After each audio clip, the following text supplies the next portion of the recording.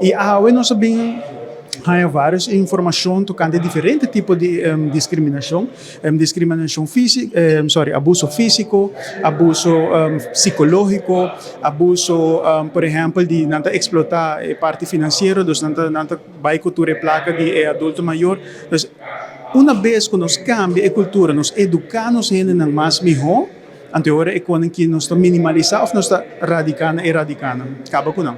Uma lei Hope importante como está bem, é urgente, tá meld code, código de proteção. Para se haya algo inusual está tomando lugar, abuso está tomando lugar, hoje em dia não tem caminho para meld essa aqui, não? Para denunciar essa aqui. E se vai, por exemplo, polícia vai dizer assim, pero ela agrediu, ela assim, então isso aí não tem de momento, mas se tem suspeito que tem algo está passando de caso, que não está bom, que você está abusando de adulto maior, hoje em dia nós não temos lei aí. Então também tem que mais leu. Hoje nós também, que riba nível internacional, nós temos kinderrechten, of Mensenrechtenraad, que desde abril ao toma a decisão que não forma uma comissão para trabalhar riba o direito de adulto maior.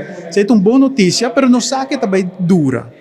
Para nós vir back na Aruba, nós reparar que o Tratado Internacional para o que está kinderrechten, ela tarda para Aruba ratificar. Então, essa aqui é uma apelação já para o Parlamento de Aruba e o governo de Aruba. Ora que o tratado internacional aqui queda claro, por favor, não dura muito largo para ratificar. Para Aruba ratificar isso aqui para nós seguir em linha com o direito de adulto maior. Isso aqui é uma apelação já que nós estamos fazendo governante e nós parlamentares. Então, bottom line, nós mester trabalha na primeiro lugar, riba é parte de meldplicht. Dus een meldcode, meneer nós temos meldcode para muitos não. Essa aqui também para adulto maior.